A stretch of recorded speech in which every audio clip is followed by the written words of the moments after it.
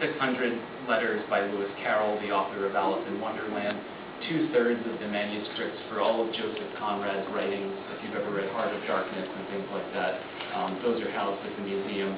About 100 letters from George Washington, including the earliest extant letter from the general, and the manuscript for James Joyce's Ulysses as well, in addition to Bram Stoker's notes for Dracula and some other cool stuff.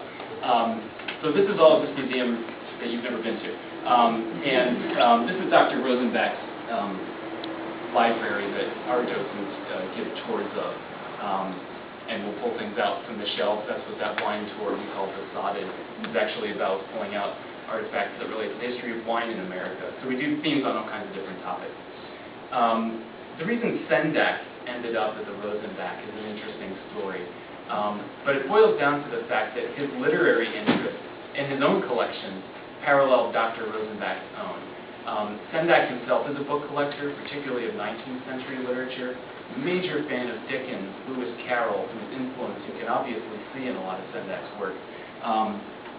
And other lesser-known, he's a fan of other lesser-known artists and writers, particularly Herman Melville, who is the author of Moby Dick and tons of other works that a lot of people haven't read. Sendak adores Herman Melville. He's probably his favorite author. Have any of you ever read the book Pierre that Sendak wrote in the early 60s? Some of you have. And I think I heard you saying that you like Pierre? You like Pierre? You saw that in the exhibit then. Pierre is named for a Melville novel of the same title. It was the novel that Melville wrote after Moby Dick.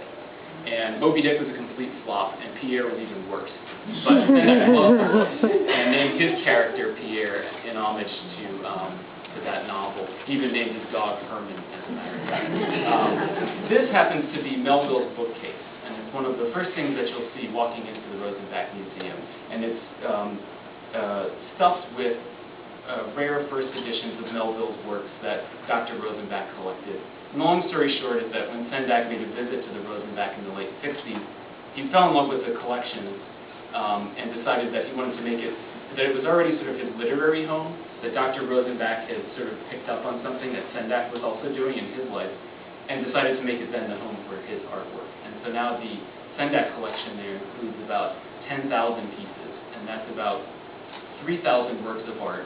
So every image that you see in one of Sendak's books is a finished piece of artwork and may have had 2 or 3 sketched versions and things like that. So all of that is there, as well as proof material from the publishers, letters from him to correspondence, and lots of really interesting pieces of information about Sendak's career as an illustrator.